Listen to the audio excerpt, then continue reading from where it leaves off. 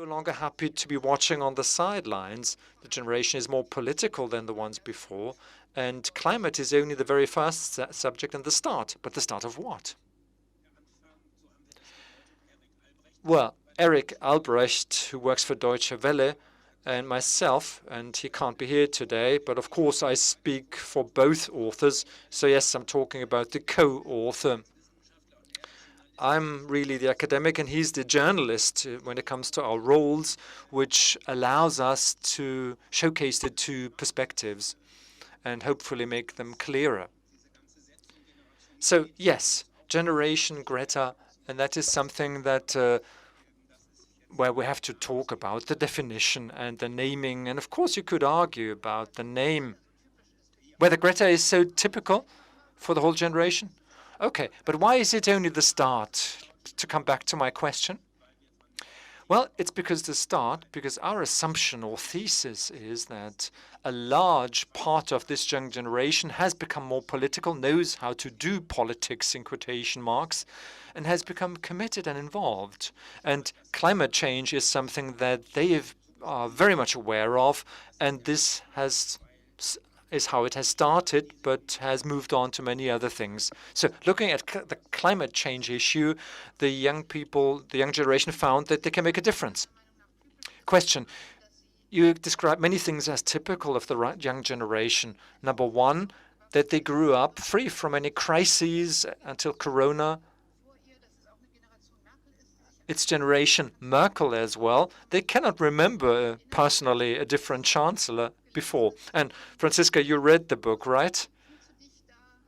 Do you really feel that this is a portrait that does you and your generation justice? Did you recognize yourself in the description, or are there things that are different? I think it's difficult to generalize because, of course, many in the young generation took to the streets, and many of my friends are politically active. On the other hand, I also know many people of my generation that have nothing to do with politics and don't want to be involved, and I think that's a pity, and I try to motivate them. But it's also difficult to say that this is the generation that we can call Generation Greta, and that's it. That's because, as you said, this is a generation which is very digital and gathers a lot of impressions, really, based on that. So the book tries to give a good summary and, yes, manages. One thing which is perhaps interesting to notice also that when it comes to Fridays for the Future as a generation, the more educated are represented more strongly, but not the only ones that are politically active, the book says, and the Shell study. Dissatisfaction with politicians is something that cuts across many parts of this generation, although they have a different political focus. But it seems to be a unifying factor. Now, could I ask you, Sven, where you're 26 years old and beyond that generation a little, what's your impression of the young people? And since you were a member in the youth parliament, what has changed? The young people seem to be more interested, and you take an interest in local politics. Are they different because they're getting more information about the world? Well, I think digitization is a key factor.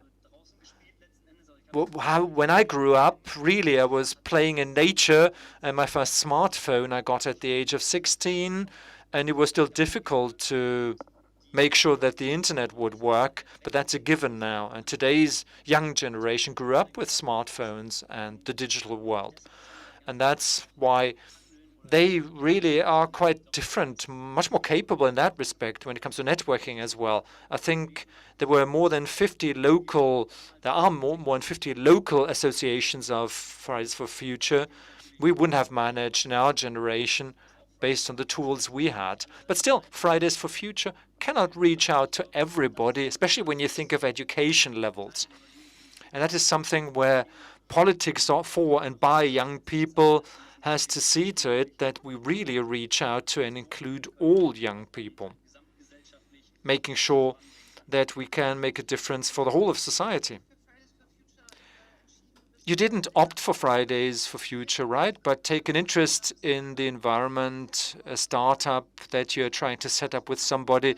Innovation in agriculture is what you want to promote there, and home gardening, vertical gardening more specifically. Why did you opt for the Christian Democrats and not for Fit for Future or the Green Party?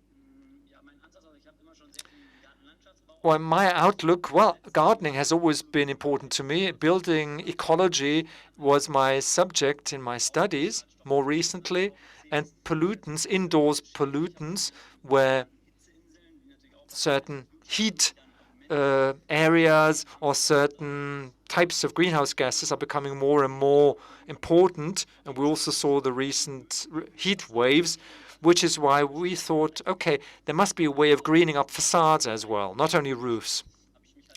So we can do a lot there. So I got down, put pen to paper, and said we need a solution for everybody, including end customers. So that is really what drove me there, and that's also why I opted for the CDU, the Christian Democrats. Not opting for bans or prohibitions. I don't see problems. Oh, I see solutions. I want innovation and make progress, and would like to be able to improve the world through voluntary work or youth involvement or the climate change activities. We have a climate crisis. We have to work on it. But there, we also have to try to make an active difference. Mr. Habeck, that would be a great cue for a political debate, but let's not argue about political parties right now. But let me ask you first about Generation Greta.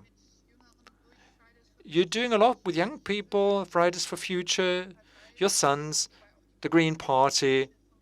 But I think the average age of the Green Party members is 50, right?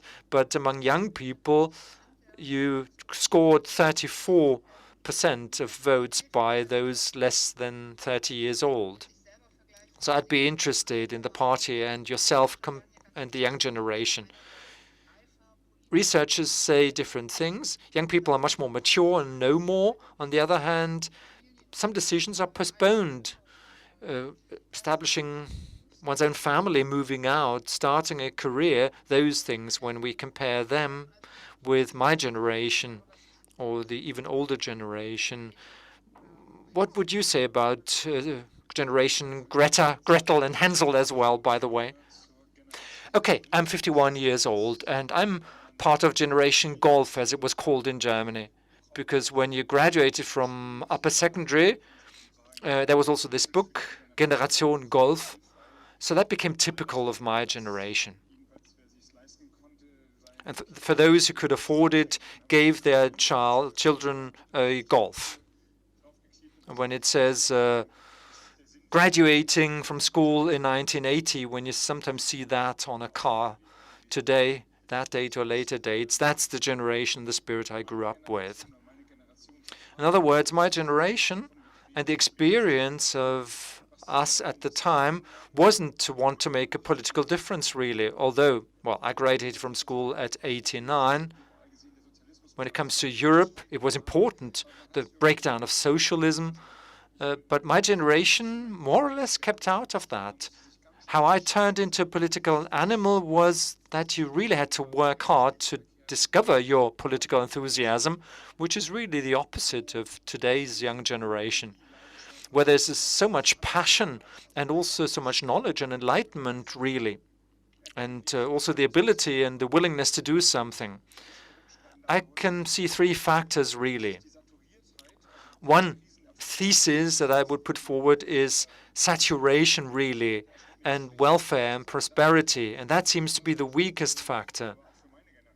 When it comes to prosperity, what I would find for my generation, today's generation, let me say what my three factors are. We always had a youth movement, but not really a movement propelled and taken forward by school children. Young people start to get involved earlier, but involved politically as well. It starts earlier. You're really an adult earlier today, in the good and the bad sense. Second factor,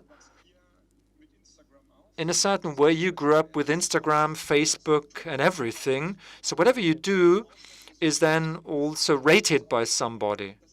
And that has an influence on what you do. So that's your basic way of working, really. Even when you're on holiday, you upload a picture and you're expecting a reaction. Somebody will have to like it or add an emoji or something. And I think when it comes to protesting, everybody went as far as getting as many likes as possible, but no violence, no blocking of motorways. There was provocation, but it was Friday in the afternoon where more or less everybody said, yeah, it's quite good. It's really like Instagram in the street, and I mean that in a good way. When our campaign for parliament elections works like that, I think it's a good thing as well. Factor number 3, looking for sociology explanations overlooks one objective reason, and that is it's getting hotter. And that's the situation. Before 1989, there was Chernobyl, yes. And that really called for action and protest. And perhaps you don't have to look for complicated reasons, but simply look at the situation, saying, hey, the planet is as hot as 3 million years ago. That's our life, and that is something that we can't just accept. And everything that's said by Greta Thunberg and the movement in Germany essentially boils down to this. This really screams for political change. And it's not ideological, it's objective.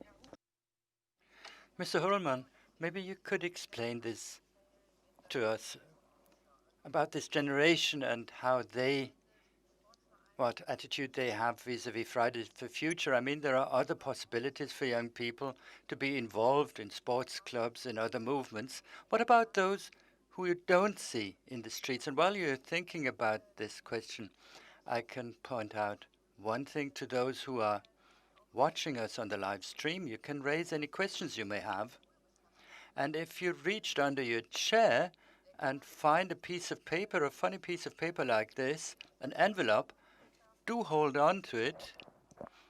And I'll explain at the end of the event what you've won, if you're one of the happy few. But what about those who don't take to the streets with Franziska? Well, that's extremely difficult to answer. Why do some cohorts of young people become political? We tend to call these cohorts generations when we recognize something that they have in common. But if you compare it to the post-war period, we've had the Shell Youth Studies since 1953. There are some ups and downs. I'm a member of a generation for which political interest was huge in the 1970s, the 1968 student movement, and this would last across all the time of the so-called baby boomers generation, so people who are 60 to 65 today. Your generation then after this, for this generation, political interest noticeably declined, and the generations after were not so interested in politics. If you were born before 2000, you were a member of a generation who asked why. This is where the letter Generation Y came from. But then political interest rose. How to explain this? It's extremely difficult. We can't explain this simply by political problem pressure. Well, that's what Mr. Habeck said. Well, I differ from him. It's a hard to answer question. I can't really give you a final answer, but what is noticeable is political interest of a young generation and the sensitive side that they always have a young generation for the things that are really burning.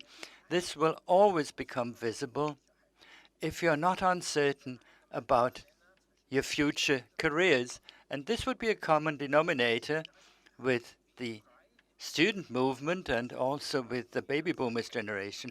They could be very certain, and now it's the same for the generation born after 2000. It's demographic factors, it's economic factors that explain this. There needs to be some correlation here to explain this. High youth unemployment makes you unpolitical. Low youth unemployment makes you political. This is an effect that we can observe. So you don't become political from a situation of need, but when you have an opportunity to think about things.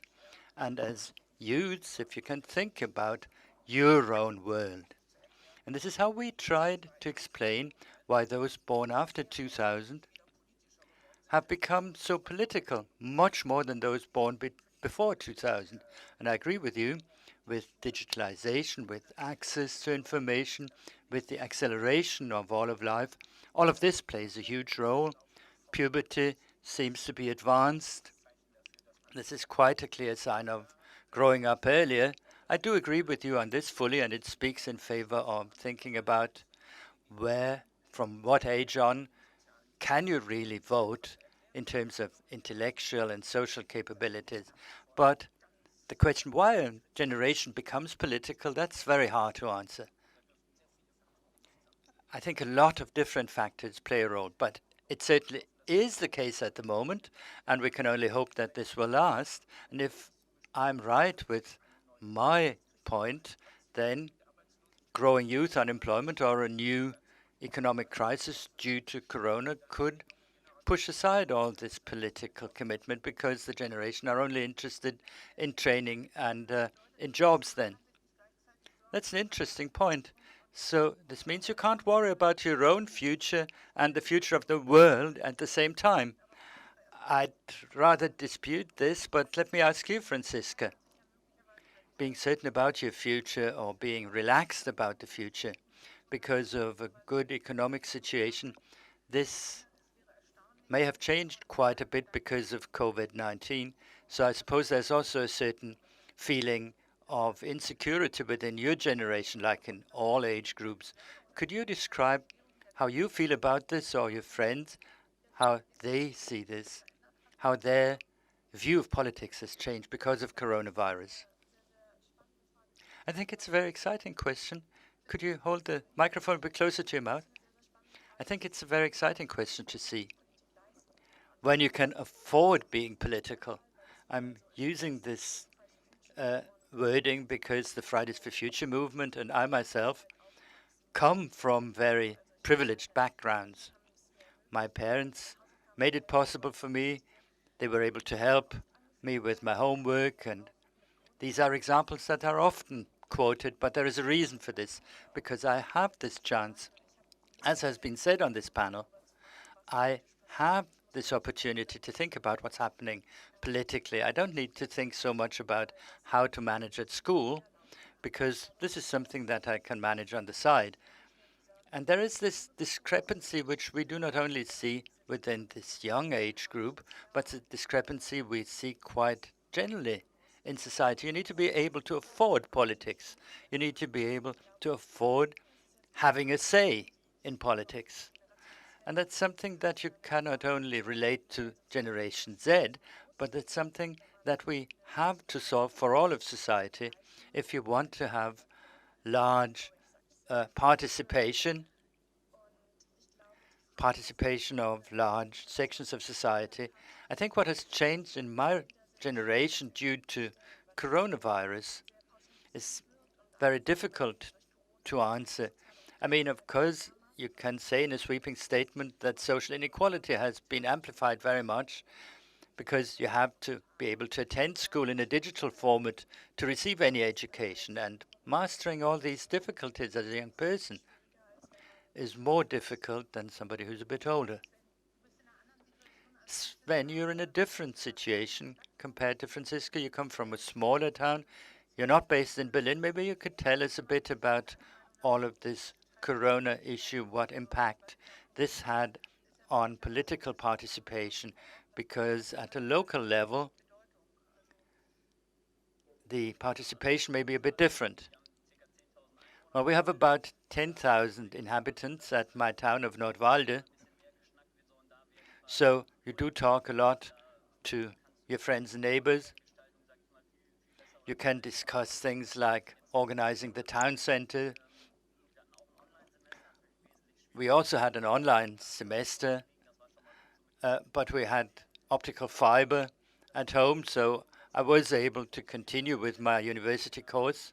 But it does make things more difficult. We had the German Youth Conference last week, and 200 people would have come to Berlin physically, but it only was able to run a virtual meeting. It worked quite well. We had different breakout rooms, But it did make things more difficult. And what you noticed during the epidemic, meeting friends, seeing friends, something that may be different in a big city than in the country, where you rely very much on personal contact, and you may not even have to use your cell phone that frequently.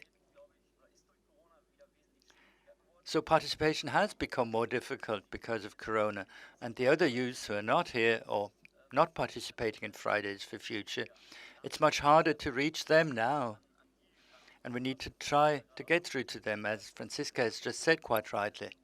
We need to try to get on board all youths in society, not just those with good education and with a good social background. We'll talk about this in a moment. It is a big issue for our foundation, how to involve youth, and we would also like to invite people in local politics to hand over certain real decisions at the local level to youths. And in sometimes even these decisions will be implemented. We'll get to this with some more detail, but I would like to invite our guest, our remote guest, to speak to us, because the political commitment of youth has become even more up to date at the weekend, because after the left and the Green Party and the SPD Party, there is this view that there should be a voting age of 16. Now, Mr. Habeck, I worked this out. You theoretically have a majority in the German party for this suggestion. Why are you in favor of this, for the voting age, 16? Well, that's not quite a majority, because it would require a change in the constitution, so we would need 2/3.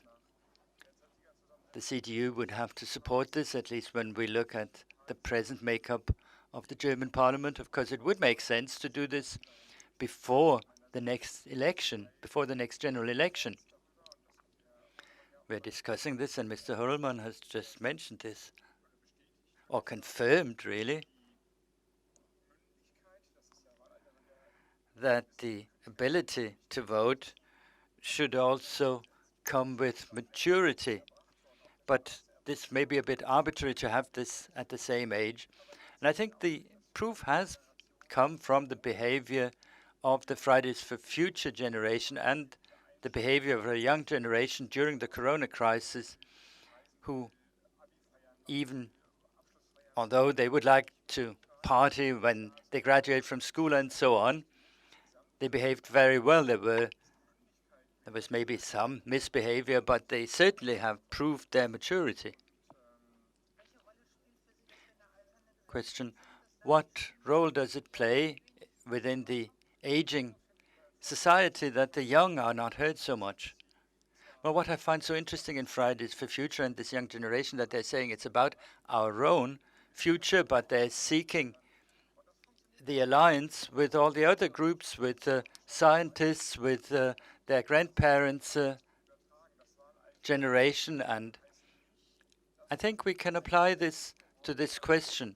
Reducing the voting age does not just mean that you want to do something good for a certain cohort, but you want to do something good for all of society. There is a broader support then, democratic legitimacy.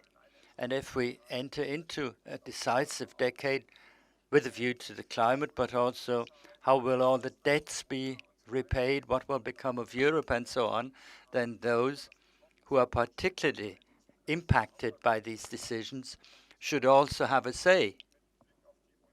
And when we look at the CDU, who is saying, if you're allowed to decide at 14 or 15 whether you believe in God or not, then you should also be allowed to vote. Otherwise, a religious decision is worth less than a voting decision. I mean, this would be a difficult point for the Christian Democrats, wouldn't it? Well, that's the right moment then to invite our voice from the off, so to speak. We have somebody here, at least with a short video statement, Günther Krings. He is the Secretary of the Ministry of the Interior.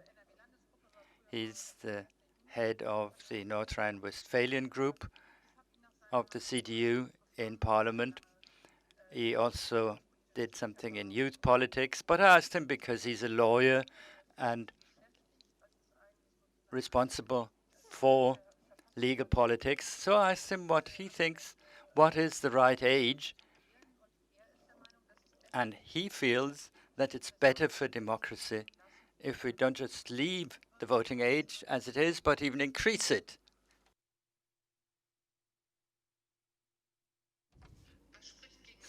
Well, why not lower the voting age? Answer: well, we shouldn't treat minors as adults and adults as minors. There are many laws where we're sometimes introducing patronizing rules even for adults. For example, and that speaks against voting at the age of 16. You have to talk about young people's maturity. At 16 compared to 18, the level of development is simply different, and for different people, it's different. Maturity is also something personal, but we always need a fixed limit when it comes to the law, and that should be the same across the legal system when it comes to age limits. Full legal capacity is at 18. Criminal law applied to adults starting at 18, or family reunions, a young refugee wanting his or her parents to come over, that's 18 as well. So the same should be true for the voting age. So it would be a strange signal if I said all the other things mean you have to be 18, even for a mobile phone contract, but voting, oh, you can't do that at 16. That would be diminishing our democracy, I think. And it makes a lot of sense to keep the age limits identical across the different aspects of the rules.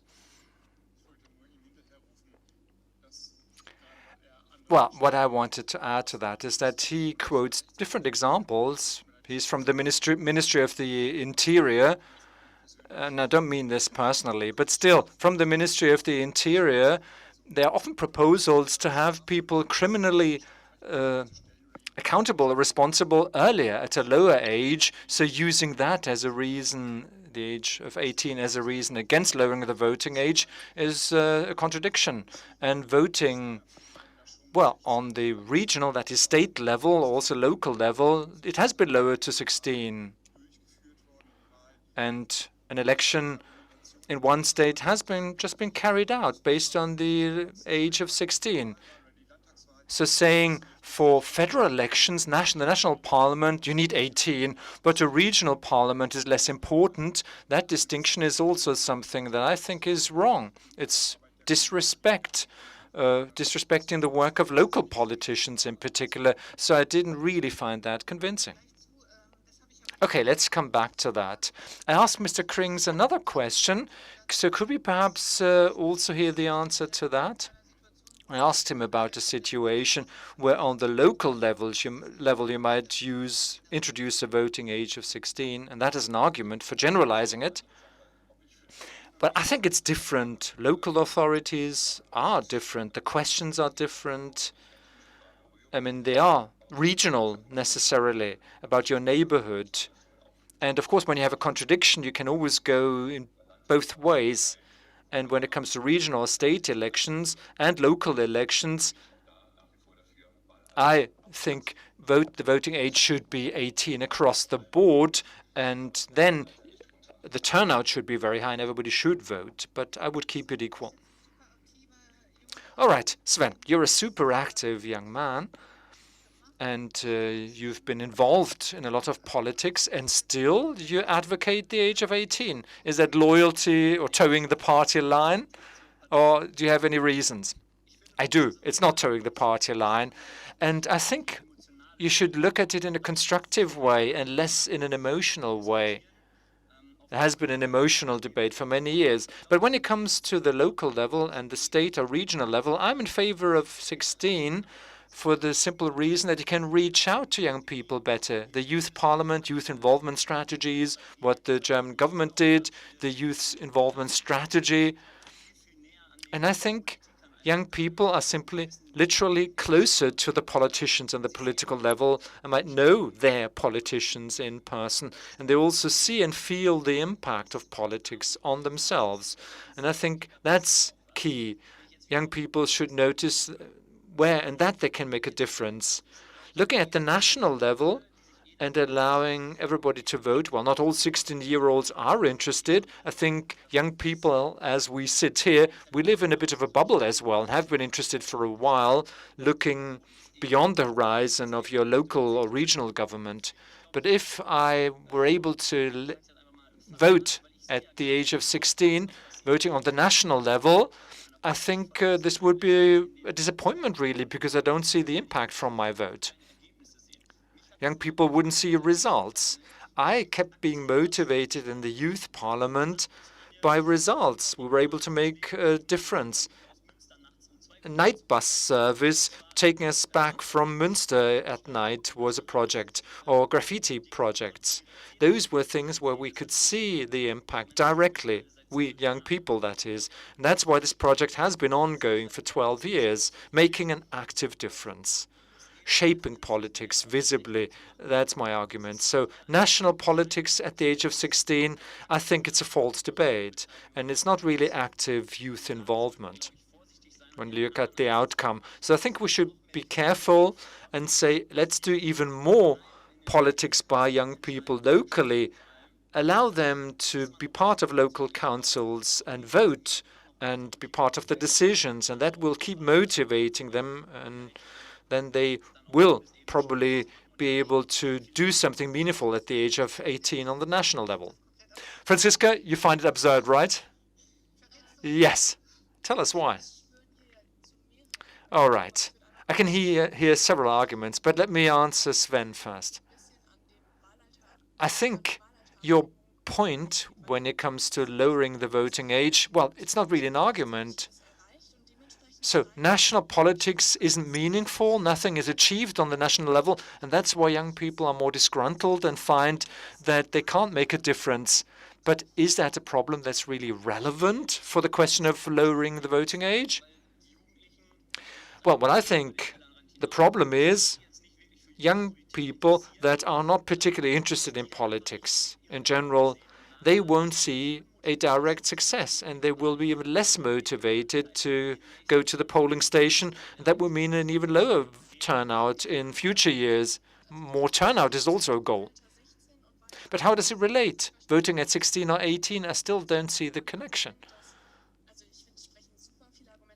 I think there are many, many reasons why 16 should be the voting age, but I think your argument has nothing to do with that point. Right.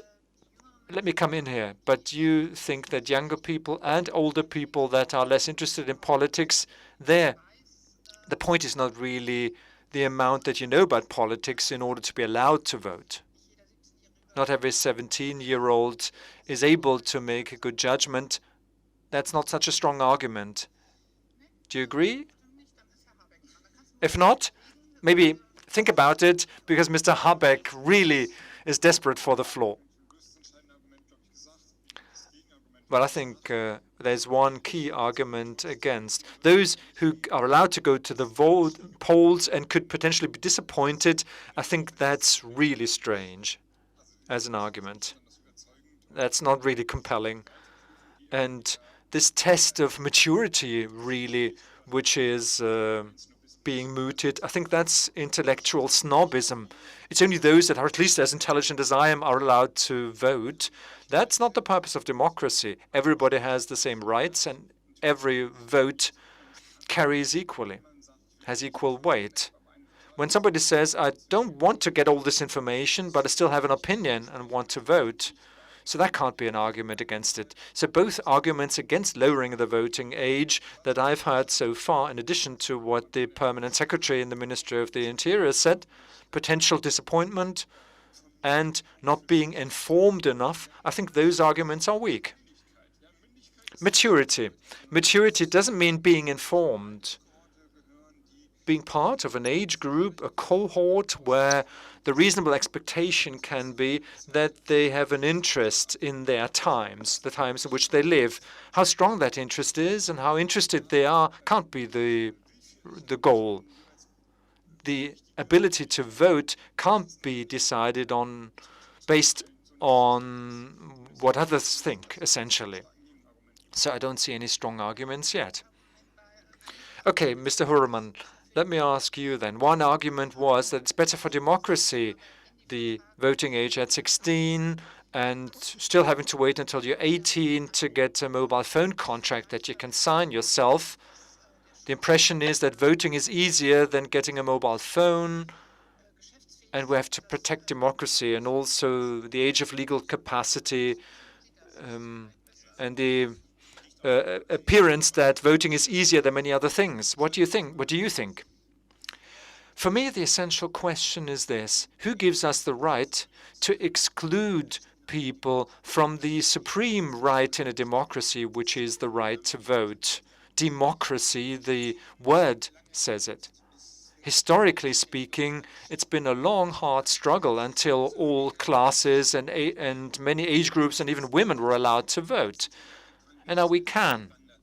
And now we're looking at immigrants, if and when, under which circumstances they're allowed to vote. And now we are talking about people that are below the age threshold. And currently, 18 is the age of legal capacity. It used to be 21. It's 15 or 20 or more years ago. And then, essentially overnight, it was changed after a short debate. Essentially, it was military service, which was the key argument. So the question has to be, how can we justify to exclude certain groups in population from voting? Some say everybody should have the right to vote as a birthright from birth, even though he or she cannot use the right. The parents could on their behalf. So I think it's important to discuss it. As many people should share in their right to vote as possible. And looking at the development we see, I would say even at the age of 12, the average student at school, well, school is always there to help and support in the background. Every 12-year-old can be in a position to decide what the vote is about and what the stakes are in essence. You don't need to be fully politically informed. Maybe a 60 or 70-year-old isn't fully informed either and votes based on very little information. So from which age can you take such decisions, preferences, etc.? I think we could talk about 16 or 14 even, 14 being the legal age of religious capacity. And it's different when you look at who can stand for an election. I would keep that separate. A 12-year-old in parliament, well, that has disadvantages because, for example, they might not be able to be held accountable legally. But you could also link it. Austria is an example where they introduced 16 on all levels everywhere, and I think it's wrong to decide based on different levels, national, regional, local. For young people, the global issues are actually more important than many local issues at the moment or regional issues. Or what if regional issues reflect or even mirror global issues? So I think the levels should be the same, but I would keep the two separate, the right to vote and the right to be elected. And when you look at the young people and how involved they are, how can you possibly prevent them from being part of political life? And the supreme right in a democracy is the right to vote. And it's been since 1995 that I've been an advocate of lowering the voting age. Mr. Habeck, wouldn't it make sense then 14 or 12 and not just 16? Well, it's as Mr. Horelman said, these are positions that certainly need to be discussed. I would say 16 is what is feasible at the moment. You see the resistance, so it's a somewhat pragmatic position because we have this at the various regional and local levels. But you could in fact talk about more advanced models, but here for now I would keep this out of the debate. I would say this is the step that should be taken. And when we think of how relative all this is, reducing from 21 to 18 or now more, this generation has shown its maturity. So it's really hard being against them and excluding them. If you discuss a further reduction of the voting age, well, there might be a few more arguments against this, but certainly not at 16. Would you have any suggestion of how to get out of this problem that those who need to decide about this are those that are directly affected? We saw this at the Free Democrats Party conference. They're in favor of 16. And then the Minister of the Economy, Peter Altmaier, tweeted, "You're not so clever with this. You'll feel sorry about this because it only helps the Greens." These young people will all vote for the Greens and not so much for the Free Democrats. So this suggests that there's no party that can look at this impartially, because it will always have impact on their prospects at elections. Do you have any idea how we could get out of this? Could we use a committee of experts? I mean, you're always dealing with your own matter here. Well, my party has called for this for many, many years, when there was not so much support among young people for us. It was not that high.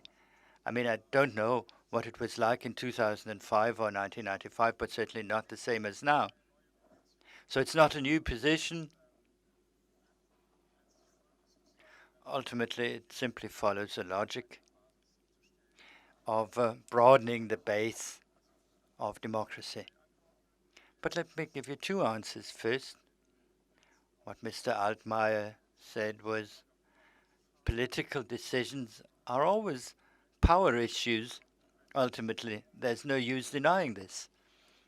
And if the Christian Democrats won't change their opinion because they feel that they won't benefit from this, this will change as soon as they feel that they have more to lose than they can gain.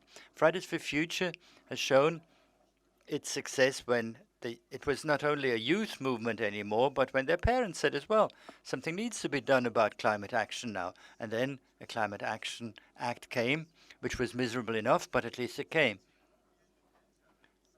Now, if the CDU voting parents are saying, my children are at least as well informed as myself, and if you won't change it, I won't vote for you either, and then Mr. Altmaier's opinion will change. So you don't just have to take to the street, Franziska, but you also have to talk to your parents or to their generation.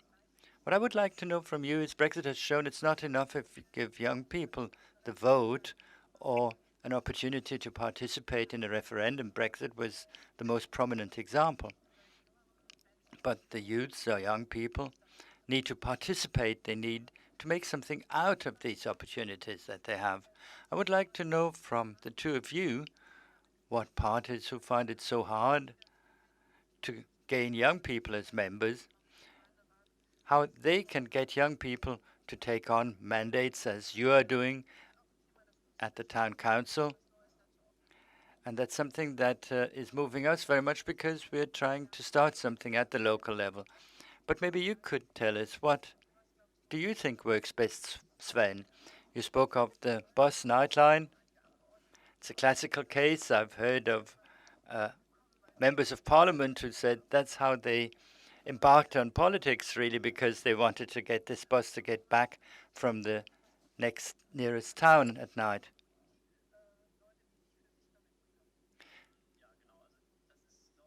Well, that's something I've also just tried to explain.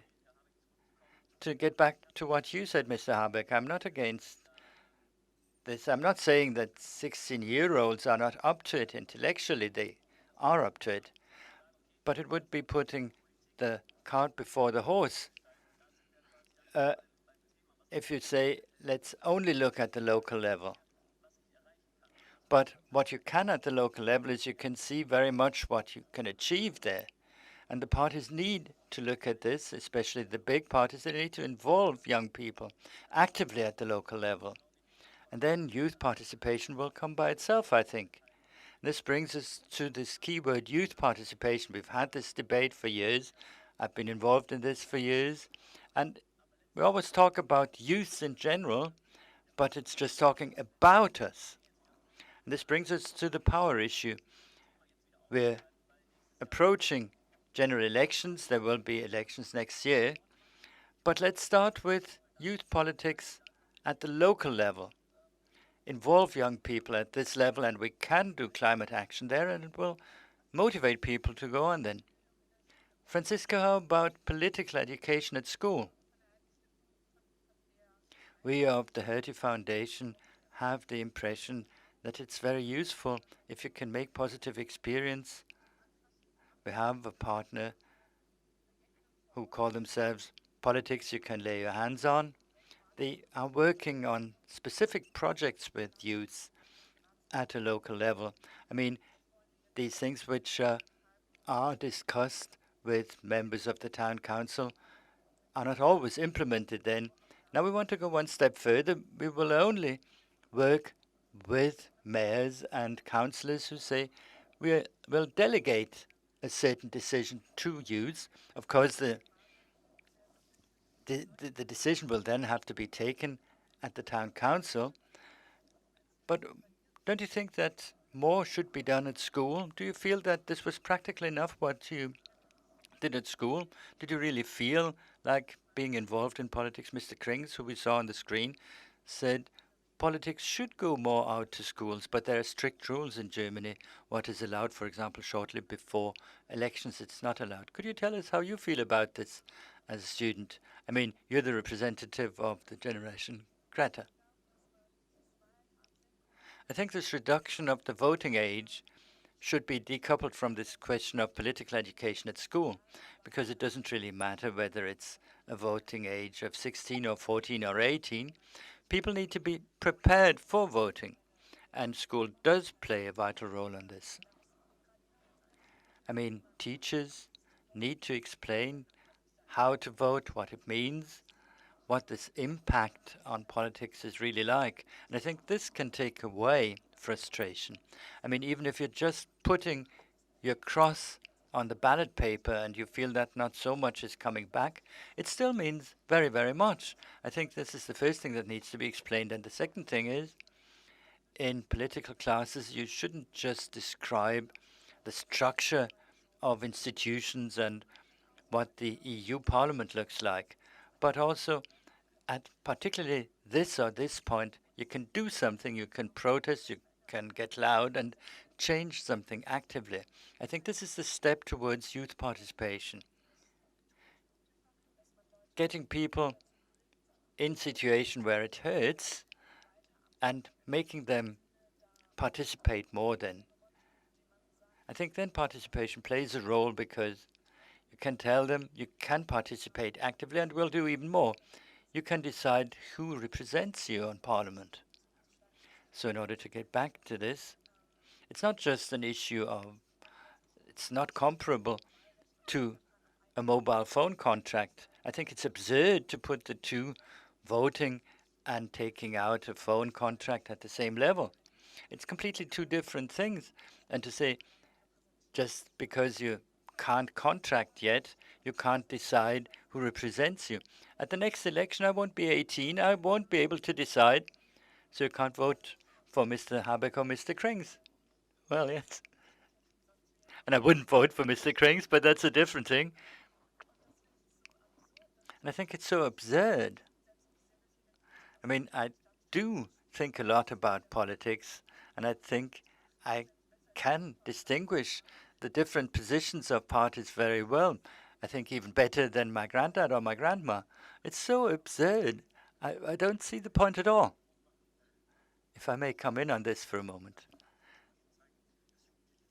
Certain studies have shown that youth vote very much along the lines of issues, so it's pretty visible to each party if they want to get through to this young generation, and if they want their party to be returned, then they can simply follow the thematic interests of youths.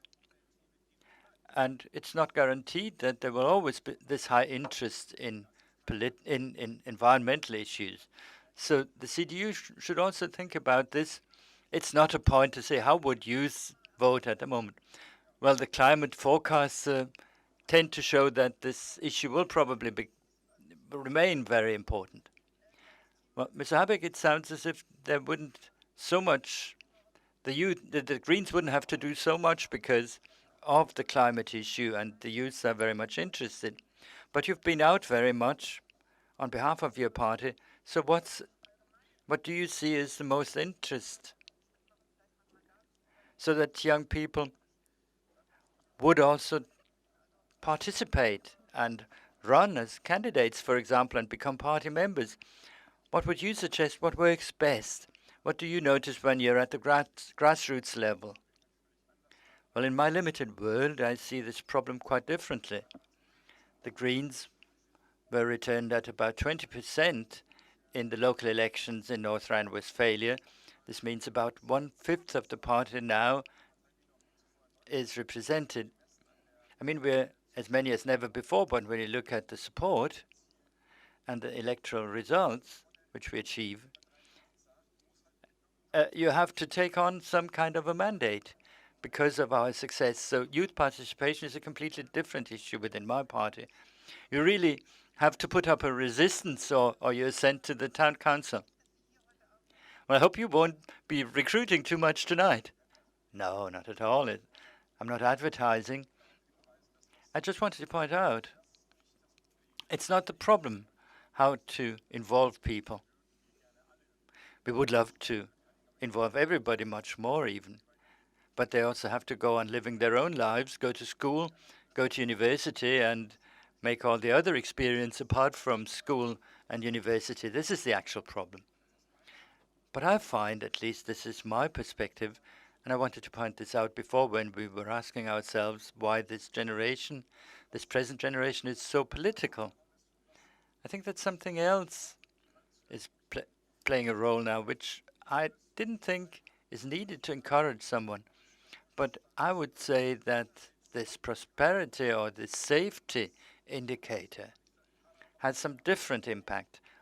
I mean, I still have problems with how can you measure what's this prosperity, what's the educational level, what's the unemployment, and then people are interested in politics or not. To me, the point is what makes sense in life so that people feel that they can really contribute to society with something that they fully agree. I mean, it depends on what you find makes sense, whether it's the question having a bigger car or making more money than my colleagues. But this has changed. Young people who used to be looking at themselves very much. My life has its sense in self-realization by traveling, by all kinds of experiencing adventures and so on and so forth. This is now expressed in societal responsibility. So I would call this a U-turn, really, from a generation or a cohort who were looking very much at their own self-experience towards the center of society now, for one's own time, making a difference for democracy and so on. And as I'm experiencing this so much, and that's the most powerful thing that democracy does, that you're not just looking after your own things, and a young generation who would, of course, first of all, focus on their own things. And it's an incredible development that they're making. And we don't even have to do anything. You just have to put a sail into the wind. There's so much energy from society that's pushing. Nobody is waiting for a party chairman to come and explain to people what is going on in politics. They all know the best thing is that you can do is not to fail to take up this energy and not to disappoint it, but to explain to people what's necessary at the moment. We can do without this. And this brings us to the slogan on Franziska Wessel's book. It said something like, doing is like wanting something, but it's much more amazing. Mr. Hurlmann, before giving you an opportunity to ask questions, or before we raise some questions that come from the chat, Mr. Hurlmann, maybe you could explain how representative the it is what Mr. Habeck said about the generation Greta. This wish for doing something that makes sense, much more than getting a good job. If I remember correctly, you subdivided this age group in about 3 parts. You said there's the political middle, that's undecided. That's the smallest group, and those who are very much committed and want to participate, that's about 30%, and those who are criticizing the system very much, they're also about the same. Well, it's really a wide spectrum, but for those who are highly educated, female and educated, that together is very strong. That is also why the generation carries the name, a female name, Generation Greta. So the entire positioning there of that group would be cosmopolitan, ecological, highly tolerant, diversity-oriented, tolerant. As I said, that's one end of the spectrum.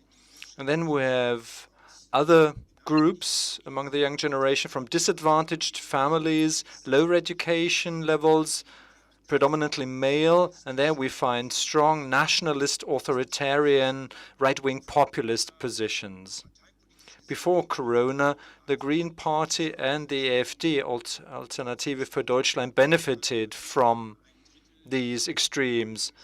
1/3 would be ecological, cosmopolitan, well-educated. Then in the middle, still good education, but from a medium position, middle range position, still politically interested, still open, some very conservative as well, conservative and committed. And the large third would be hardly interested in politics as well, just interested in securing their personal livelihoods. And if I may be a little judgmental, opting for advocating quite risky political positions. They opt for the position that they see reflected in the party, and if the AfD says, you're disadvantaged and we'll do something about it, the structural discrimination that you feel, we will make it stop, then they believe it and they vote for them. And that is why I said earlier, they go for themes rather than political wings. I have to say one other thing about the more and more female aspect of political involvement. Historically, that's something completely new, unprecedented, at least to my knowledge. Power structures or the groups of society that move towards power structures, that group is dominated by girls, where power is also considered something dirty sometimes. So that trend, that is new. And one explanation I can see is that through education and women's liberation, they have been able to develop a strong position at a young age. Quick question, is that the Merkel factor as well? Because when you describe Generation Greta, you mentioned digital globalization, and you're also saying that they haven't known another chancellor than Angela Merkel. It does play a role, but it's not the most important factor. It's a pattern. Ms. Merkel can be a social role model. Everybody can see that she can do that, not only in her own party, but in politics in general. She's quite a singular phenomenon, but very visible, of course. The family constellation plays an important role, and the mothers of this young generation are really the key to explaining that. So it's an emancipation/women's liberation process that it's based on. Mr. Habeck, would you like to comment? Well, I quite agree. It's not only been my experience with respect to this generation that young women are powerful and empowered. Okay, let me open the floor. What's been your experience and what are your questions, first of all, in the room here? Yes? And kindly signal this to me when there are questions from the chat. But over to you first, and please introduce yourself and use the microphone. And come to the center of the audience. That's right. For the camera as well and the live stream. Because of Corona, this is a bit cumbersome, and we have the microphone stand because we want to keep to physical distancing.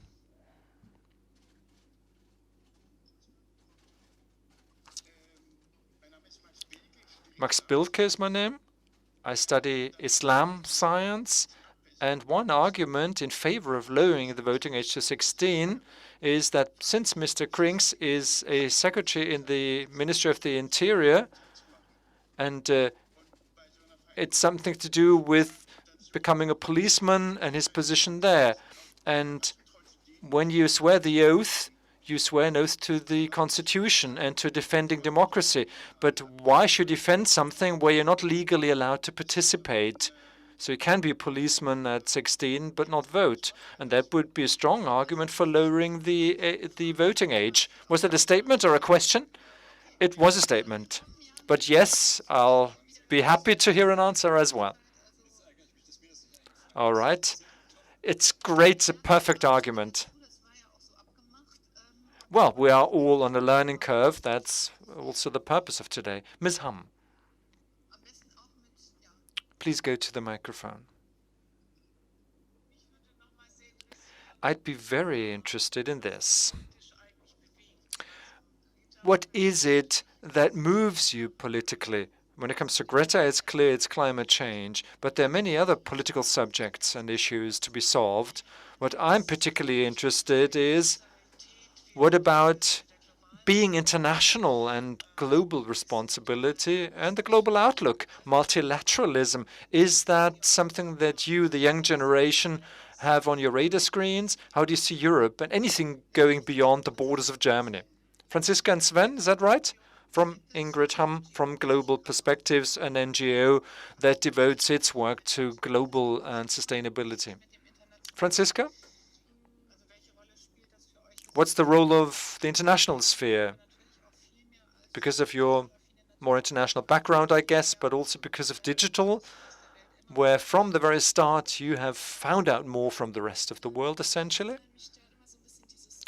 Well, to be honest, when you say you said, what do you think in the plural? I'm Francie. I'm an individual. Of course, I speak to friends and people in my bubble, but I can't answer for the whole of my generation. And when it comes to Generation Z, it's also very difficult to generalize. I can answer for myself. I can say for myself that the climate crisis makes international very important, or it's important to be and think international there. On the other hand, we are not only looking at the climate change issue, but global issues in general, climate justice, as we call it, where we, those that have caused the climate change to happen, are not the ones most affected by it. So yes, those are things that keep me on my toes, and that's also true for the bubble in which I live. Social problems as well. Education through social media and establishing an awareness, really. Moria, there it's clearly important whether it's in the news or not, and making sure that people can find the information even if they don't take an active interest to start with. So that discrepancy between those that are active politically and those that try to look for information, and social differences on the other hand, and what's in the news, those differences have to be overcome. But that has nothing to do, or not a lot to do, with generations, I think, but with the political mindset that you have, I think. Sven? Admittedly, it's really unjust when young people are expected to speak for their entire generation. We are aware of the problem, and for Mr. Habeck, we're not expecting that he always has to represent 50-year-old males. But we have the problem that we have the two of you here now and can't hear the others at the moment. So give us your personal perspective, not representing all 26-year-olds. Agreed, it would be difficult because when it comes to the commitment level to start with, not all 26-year-olds are the same. Ultimately, things are always global and have to be seen as such. When looking at the climate crisis, this has to do with how we want to live, housing in the future, but also food, urban farming, urban gardening, my two favorites. In 2050, 9.8 billion people will live on this planet, and most will live in inner cities. And that means we have to see to it that we will change our lifestyles so everything goes together. And of course, it's only by working together in the EU without Britain. But the young generation in Britain will feel it, is my guess, and that's the tragic side to it. So yes, we have to look at the whole picture, the larger picture, and establish trade-offs and ways forward to improve things. It can't be in one direction only, left, right, straight ahead. No, we have to think in bigger terms. All right, then. When it comes to Mr. Krings and Mr. Habeck, and between them it will be a little difficult, but the two of you agree. I think there was one more question in the back of the room. Hello, Maris Schlageter is my name. And your background is a youth organization, the umbrella organization of youth associations in Germany. The example of the police was good, and there's another principle, no taxation without representation, a principle in politics. But I have a question as well. At the beginning, you introduced your thesis about the involvement of young people and the affordability. Being able to afford politics because the overall situation was okay is essentially what I'm referring to. But since 2008, we've had a youth crisis in Germany. The lost generation, the generation of interns, unpaid work, 1 in 5 young people threatened by unemployment.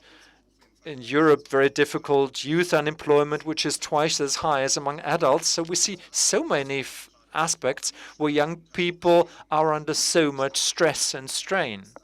What's your explanation of that, looking at those social aspects? Mental health would be another factor, in fact. But essentially, that's a mechanism that's deep-seated, including the adult population, where those that have higher education level and more prosperity, their turnout is higher compared to the less well-to-do, and the gap is widening. So it's not only a youth phenomenon. But okay, could you focus on the question? Is your description of the young generation too positive, given all the existential concerns? Well, let me respond to that. 20% of young people live in relative poverty. Taken together, an equal amount of young people don't manage to graduate from school with a certificate or achieve training or are in a socially difficult situation. And they are passive politically, go with the flow at best in line with their digital behavior. And that means you don't actively shape your political behavior. But you're not in the driver's seat, but you're driven. You consume things, including politics, and you are passive as a pattern of behavior.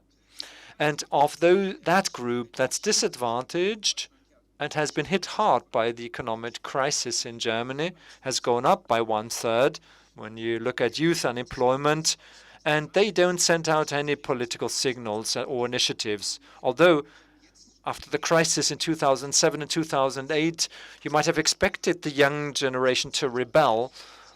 No jobs for us. We are too many, and you just discard us and discriminate against us. But it hasn't happened.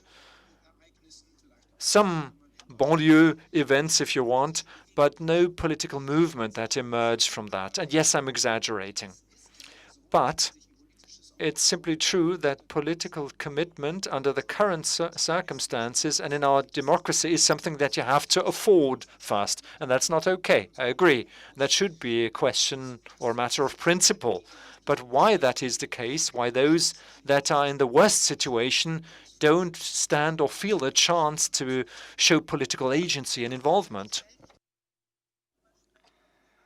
This is a broad question, but we could ask ourselves whether those who have their difficulties with the political system, whether they don't express this in their voting. But I wouldn't really like to go into this, but thinking of time, Let's take a few more questions, maybe questions that came from the chat. Maybe Jennifer, you could take, or Svenja, could you take the microphone? Oh, there's one question from in front. I'd like to ask Mr. Habeck. So far, Generation Greta is mostly active in the street, not so much in classical political structure. And you mentioned the high average age of the Green Party members. Do you think that youths are committed enough? What are the measures taken by the Greens in order to gain more young people? Well, we did have this to some extent, but maybe you could go into this a bit further. Well, all I can say, I think you're not doing Greta a favor if you call a whole generation for her. I don't think that this is such a fortunate name, because this is really putting another millstone on her, on this young woman. Now, as I have to talk about this generation with this title, I just wanted to mention this. Well, let me put it more clearly. If half of what I've just said is correct, that this generation has more than proved its maturity, that there is this trend from self-realization, I'm only looking about my own life individualistically and flying to Thailand, this is what's important to me. If you now move towards societal responsibility, then this generation doesn't need a paternalistic party chairman who comes and tells them how politics work. They will come and get things for themselves. The most important thing is not to make it harder for them and create mechanisms which mean before you get a seat, you'll have to go out and stick up posters for the party for 30 years or so. So putting any obstacles in the way would be the wrong thing, of course. But my experience within my party means this generation, they're urging to get into responsibility. In certain German state associations, there are new quota. For example, 1 in 5 needs to be filled who hasn't been in parliament before. So that's not a youth quota. Somebody could come in and could say, I'm 65 years old and now I have time.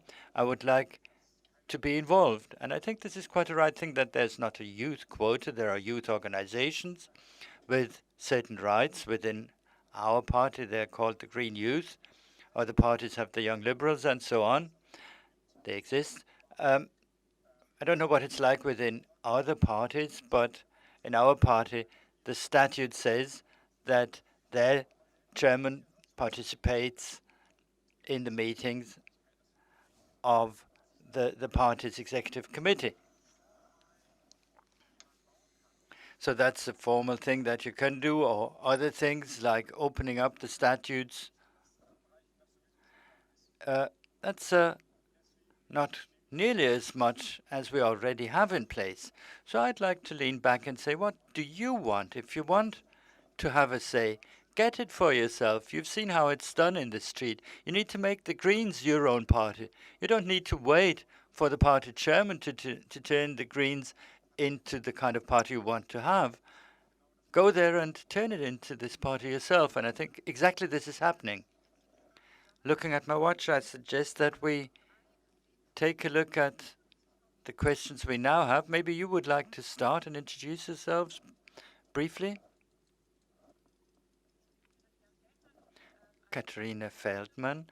I'm an alumna of the Start Foundation, and I'm glad, although you didn't want to open up this issue, but it's been mentioned so many times by Franziska and by Mr. Hurlman, and we found politics is something that you need to be able to afford for various reasons. Well, it was disputed. There was contradiction. But there could be economic reasons, or if you have immigrated, I don't know, within my own family, for example, this question of political participation never posed itself because we had different issues which were much more important. And I would like to know from all on the podium, on the panel, how could we solve this problem? What would be your ideas how to address this? Because to me, it simply is an existential issue when we speak of political participation, no matter at what age. So making access to politics easier for those who don't find it so easy. Was this your question?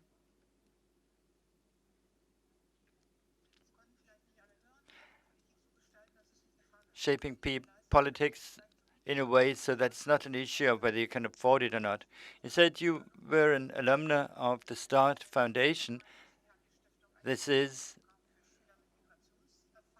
part of our Hertie Foundation for students with an immigrant background. My question fits in quite well. My name is Marvin. I'm also an alumnus of the START Foundation, and I would like to ask a question concerning Mr. Habeck's statement. He said you young people should get it for themselves. I mean, they are taking to the street, but the question to me is, how will this generation deal with this if they're not getting the vote at 16? What will this do to this generation if the voting age at 16 only comes during the next parliamentary term or not at all? Okay, third question. START is really taking off, I was about to say. Elizabeth, you're advancing. I'm blocked. My name's Michael Hogthoff, and I'm the managing director of the foundation, the START Foundation. I'm happy that the two alumni took the floor. I don't need to explain what START stands for. You've just done this greatly. We're particularly doing something for young people with a migrant background, and our experience has shown that we have this incredible reserve of political talent there. But I would like to know about two things. Klaus Hurlmann, first of all, this sub-segment of young people with a migrant background. Do we know more about them?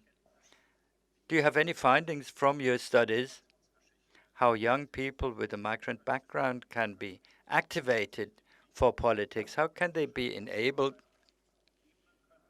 to participate in politics? And secondly, I'd like to ask Robert Habeck and Sven and Francie, how would you think that it should work? How can we involve young people who don't have a German background, who may not even have a German citizenship? How can we win them over for participating more in political processes?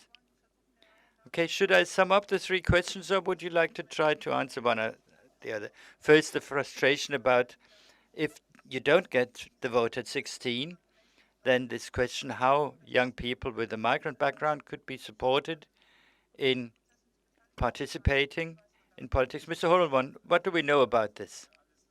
Well, let me give you a short answer to this. The parties need to start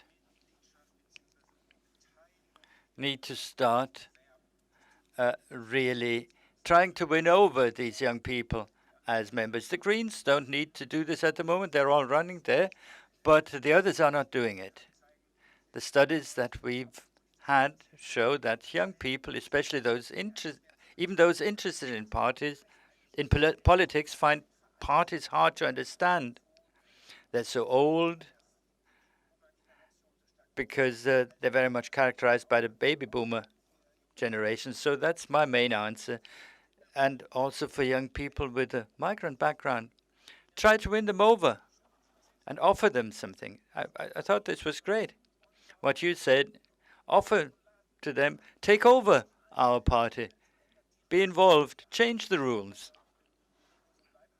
Because if the rules remain the same, we know that you don't feel so well. This is what counts. Apart from this, I wouldn't make a big difference between youth with a migrant background or without.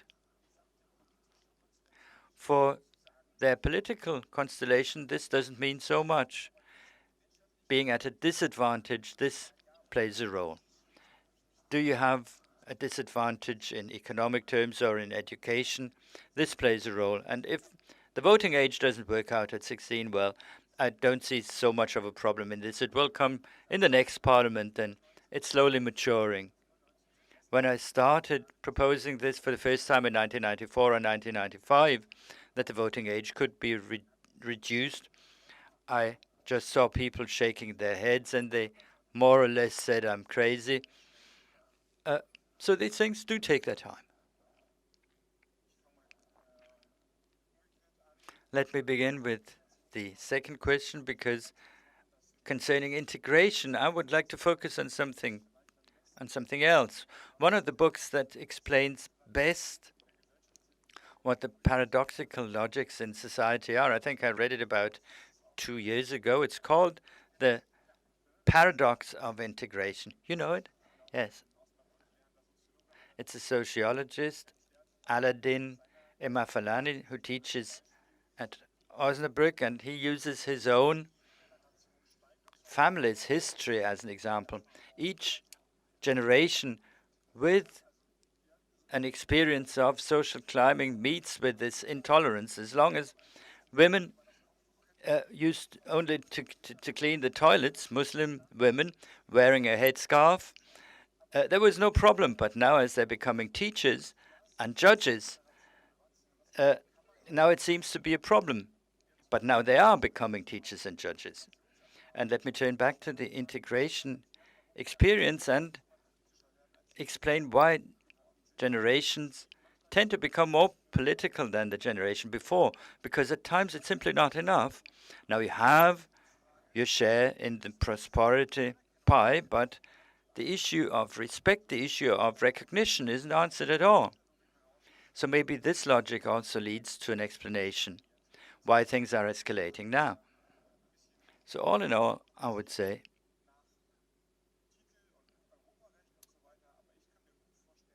maybe a bit complicated when we think of European law and titles, but we could give some people the vote even if they don't have citizenship. After all, they're paying taxes, and at the European level, this has already been introduced to some extent in local elections. And the first problem, I think, points to different issues. I wouldn't see this as a youth or generational problem, but it has to do with the question how people who cannot go to university because they don't have the school graduation for this, how they deal with this. It applies to older people too. The thing is that the rise in education that society has taken as a whole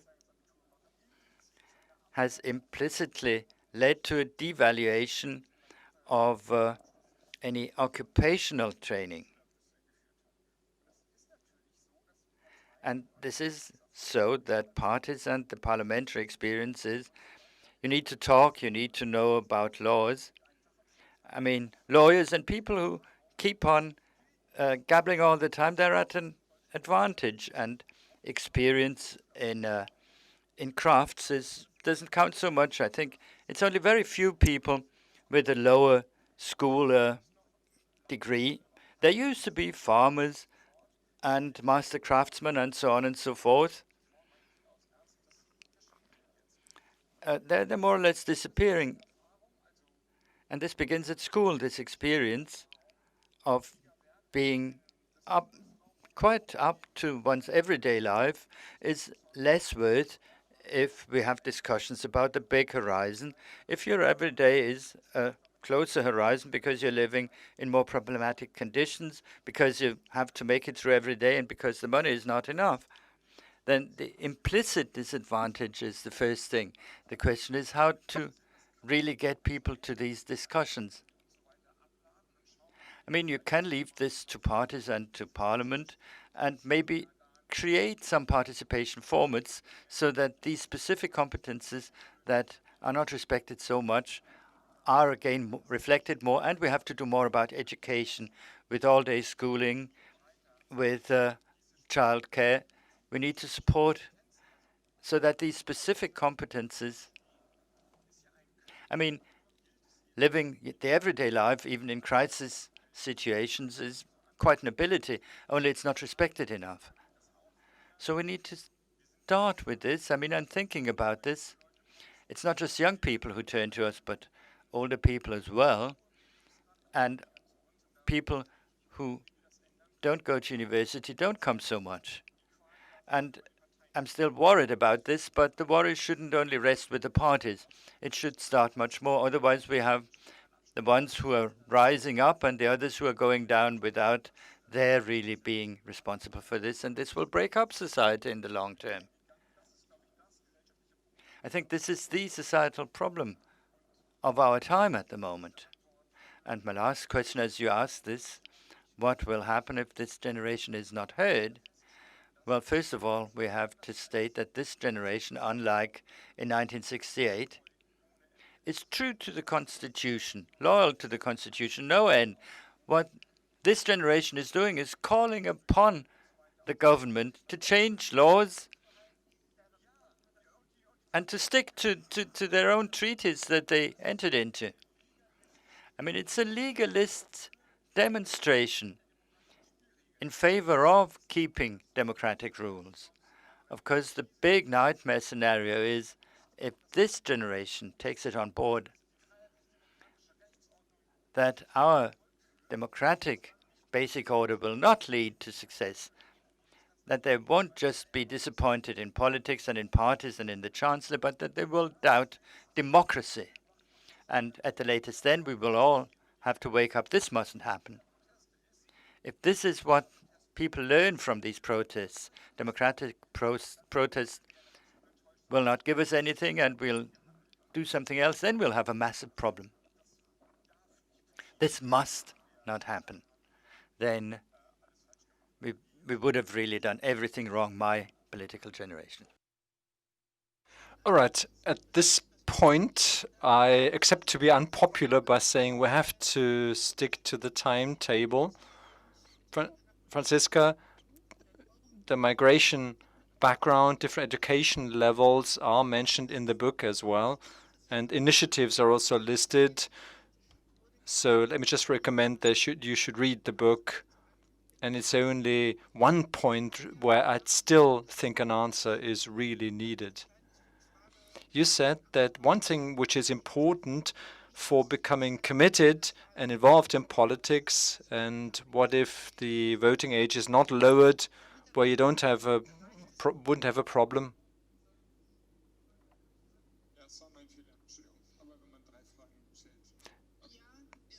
I'm sorry, that was my mistake. There were 3 questions. All right. The point is not only looking at politics, but also administration, youth involvement, the local community, the local authority. How can you do something and not only criticize things? That's what I'd refer to. And your experience in the youth parliament, it was important not only in the council, but also in the general administration. You need people to work along with you, go along with you and execute things, right?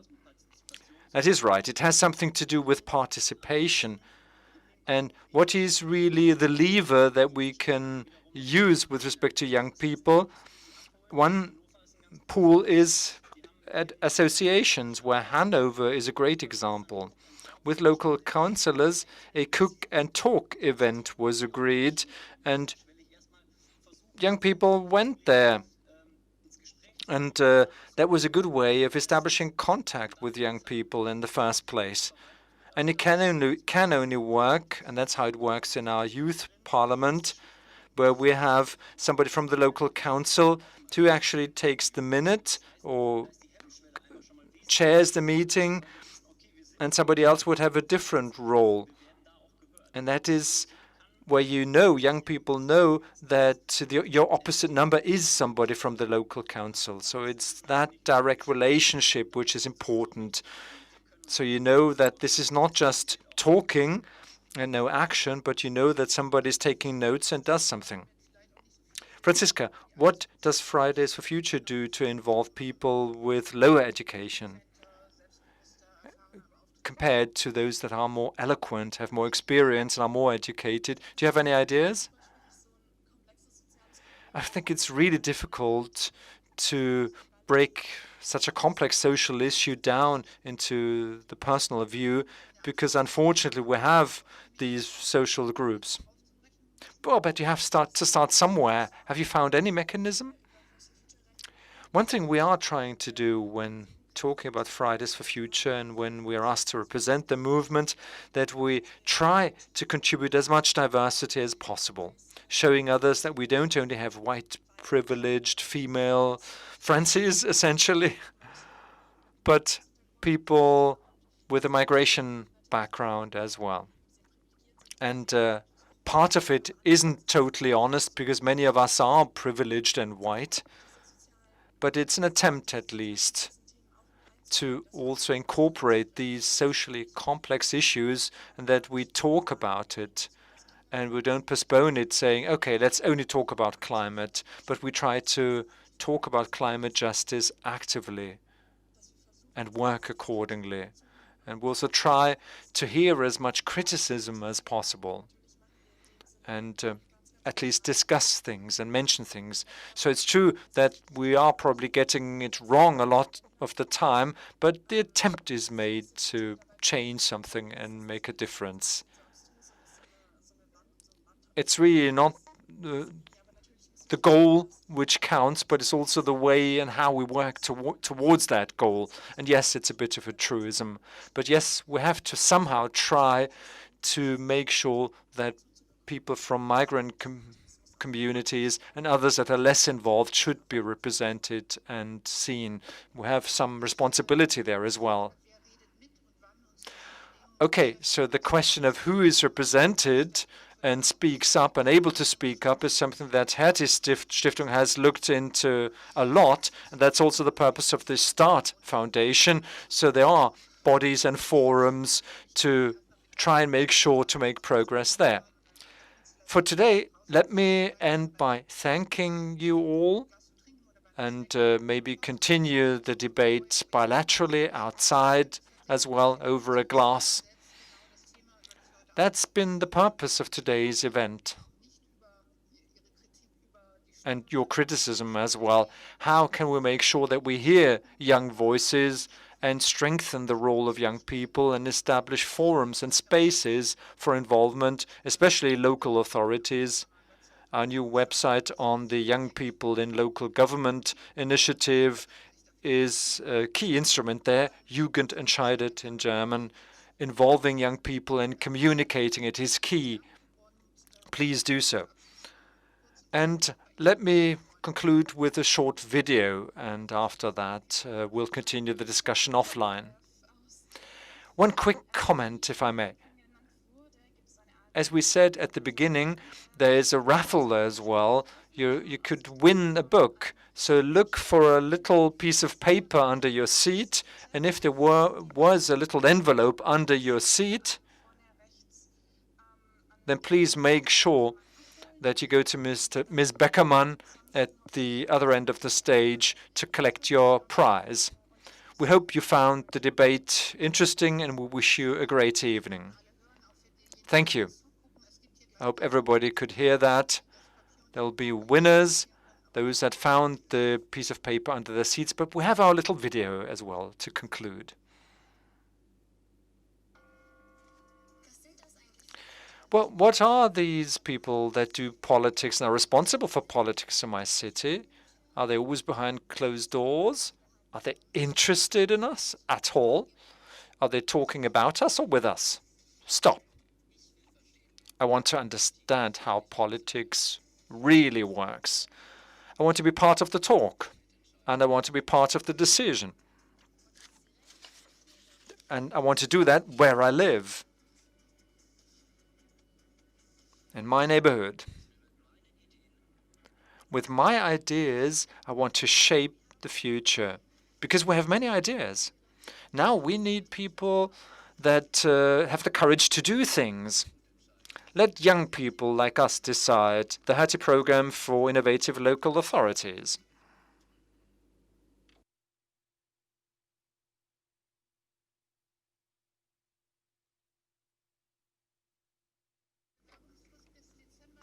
Thank you.